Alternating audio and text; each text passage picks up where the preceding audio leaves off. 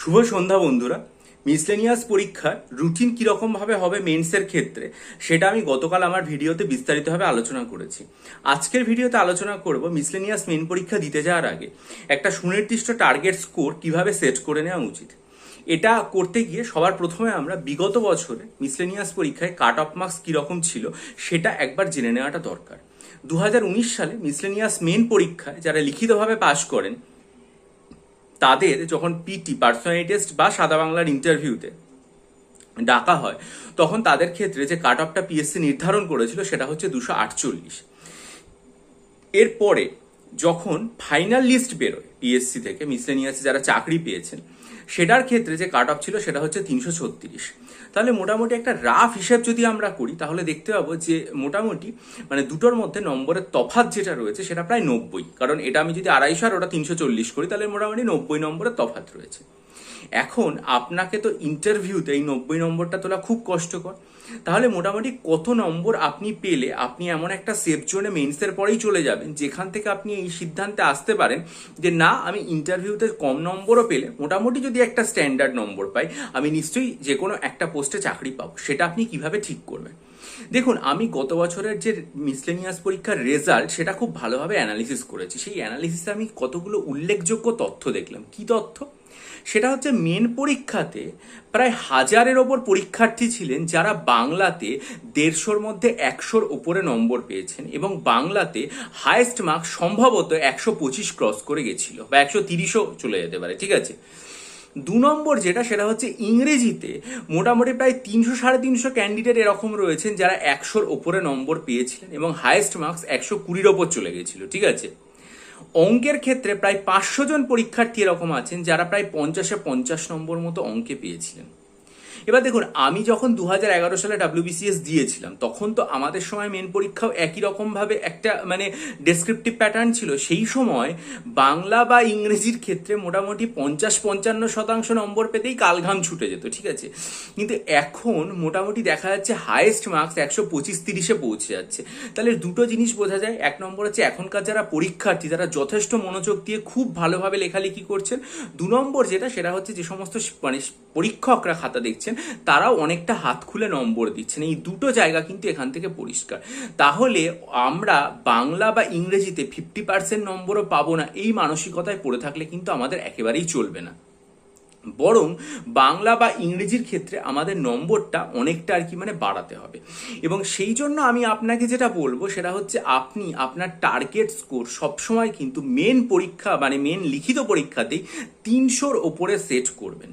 এবার এই 300-র ওপরে কিভাবে সেট করবেন সেটা বলতে গিয়ে আমার প্রাথমিকভাবে আর কি মানে যে জিনিসটা মনে হয় সেটা হচ্ছে অঙ্ক পরীক্ষাতে ধরে নিলাম যে আপনি 50 নম্বর পাবেন না, 50 পাবেন না, 45ও পাবেন না, আপনি অঙ্ক পরীক্ষাতে মোটামুটিভাবে 40 নম্বর মতো পেলেন। ঠিক আছে। তাহলে দেখুন আপনি অঙ্কতে কত পেলেন? অঙ্কতে আপনি 40 নম্বর মতো বা তার বেশি আপনাকে কিন্তু স্কোর করতেই হবে। 2 নম্বর যেটা সেটা হচ্ছে আপনার জেনারেল স্টাডিজ। জেনারেল স্টাডিজের ক্ষেত্রে 2 নম্বরের প্রশ্ন থাকে যে জায়গা থেকে আপনি 50 নম্বর আশা করতে পারেন বা 50-এর পরীক্ষা আপনি দিচ্ছেন। আমি ধরে নিলাম যে সেই 50-এর মধ্যে আপনার পরীক্ষা খারাপ হলো, কিছু প্রশ্ন হলো যেটা আপনার অজানা, কিছু প্রশ্ন হলো যেটা আপনি ভুল উত্তর করেন, সব মিলিয়ে আপনি মোটামুটিভাবে 35 নম্বর কিন্তু স্কোর করার একটা চেষ্টা মানে সবসময় চালিয়ে যাবেন এই 50 নম্বরের মধ্যে। এবারে হচ্ছে কারেন্ট অ্যাফেয়ার্স আপনাকে ডেসক্রিপটিভ লিখতে হয়, একটা 20 নম্বর, দুটো 15+15 আপনাকে লিখতে হয়। আমি ধরলাম যেটা 15+15 নম্বর আপনি লেখেন সেখানে আপনি 8 আর 7 পেলেন অর্থাৎ 30-এ 15 পেলেন। আর একটা যেটা 20 নম্বর লিখতে হয় সেটা আপনি 10 পেলেন অর্থাৎ সব মিলিয়ে আপনি মোটামুটি 25 নম্বর মতো পেলেন। তাহলে আপনি 35 নম্বর পাচ্ছেন, যেটা মানে 1 লাইন বা 2 লাইনে উত্তর লিখতে হয় সেটাতে 35, আর এখানে পাচ্ছেন আপনি 25 নম্বর। তাহলে 35 আর 25 যদি আপনি যোগ করেন তাহলে আপনার হাতে কত থাকছে? থাকছে হচ্ছে 60 নম্বর। আর এদিকে আপনি আর কি মানে অঙ্কতে 40 ধরেছেন।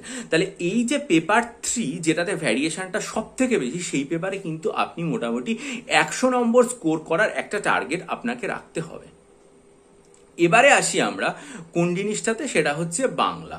দেখুন, বাংলাতে আপনাকে 3টে জিনিস লিখতে দেওয়া হয়, একটা হচ্ছে প্রতিবেদন, একটা হচ্ছে অনুবাদ এবং একটা হচ্ছে সারমর্ম। এই 3টে জিনিসে আপনার 40 নম্বর করে থাকে এবং এই 3টে জিনিসে আপনার নম্বর কাটার মানে সুযোগ আছে। কিন্তু যে 30 নম্বর ব্যাকরণে রয়েছে সেই জায়গায় কিন্তু আপনার নম্বর কাটার সুযোগ প্রায় নেই বললেই চলে, এবং আপনি ভালো করে যদি পড়ে যান তাহলে সেখানে আপনি মোটামুটি ফুল মার্কস ক্যারি করতে পারেন। ঠিক আছে, তাহলে আপনি যেটা করবেন সেটা হচ্ছে বাংলাতে আপনি টার্গেট স্কোর সেট করুন 120। আবার বলছি, বাংলায় আপনি টার্গেট স্কোর সেট করুন 120। এবার একজন পরীক্ষার্থী, আমরা এটা মনে করতেই পারি বাংলায় যতটা দক্ষ হয় ইংরাজিতে ততটা দক্ষ নাও হতে পারে, তবে হ্যাঁ আমার মতো অদক্ষ না। বেশিরভাগ পরীক্ষার্থী যারা সিলেকশন পাচ্ছে তারা ইংরেজিতে যথেষ্ট দক্ষ। আমি ধরে নিলাম যে তারা বাংলার মতো অতটা নম্বর না পেলেও ইংরেজিতে তারা যে নম্বরটা পেল সেটা হচ্ছে 90।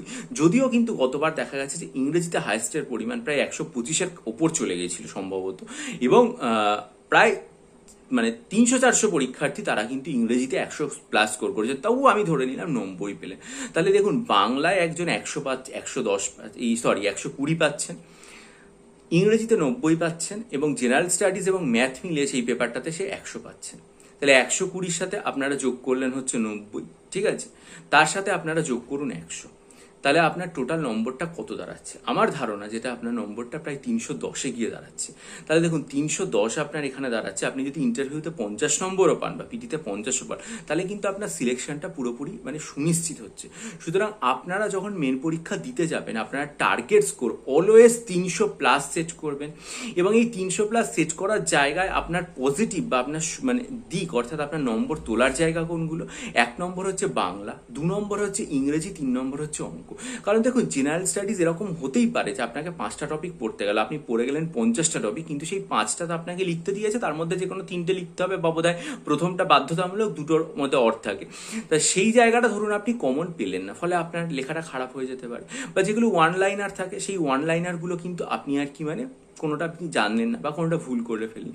কিন্তু বাংলা ব্যাকরণ বা বাংলায় এই রিপোর্ট লেখা, অনুবাদ, এগুলো আপনি করে আসতে পারবেন, মানে ছাড়ার কোনো জায়গা আপনার থাকবে না। ঠিক আছে, তাই আমি আপনাকে বলবো এমনভাবে প্রস্তুতি নিন। আমি গতকালই রুটিন তৈরি করে দিয়েছি, ডেলি রুটিন, আগামী 7-8 মাস এমন প্রস্তুতি নিন যাতে আপনি মেন পরীক্ষা দিয়ে আপনার নম্বরটাকে 300-র ওপরে এমন জায়গায় নিশ্চিত করতে পারেন যে ইন্টারভিউ বা পিটিতে আপনি কত পেলেন সেটা ইন্ডিপেন্ডেন্ট, মানে সেটার উপর আপনার ভয় থাকবে না, যাই পান আপনি চাকরিটা পেয়ে যাবেন।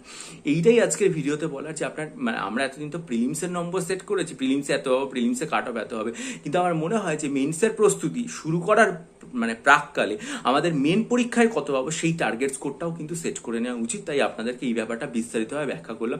পরবর্তী ভিডিওতে আস্তে আস্তে আমি চেষ্টা করব যে কোন বই পড়তে হবে বা বিভিন্ন সাবজেক্টের স্ট্র্যাটেজি কী হবে, বিভিন্ন অনুবাদ, সারমর্ম, রিপোর্ট কীভাবে লেখা উচিত, অঙ্ক কীভাবে, এগুলো নিয়ে বিস্তারিত আমি আলোচনা করব। আপনারা চ্যানেলটা সাবস্ক্রাইব করে রাখুন, বেল আইকন প্রেস করে দিন যাতে জানতে পারেন।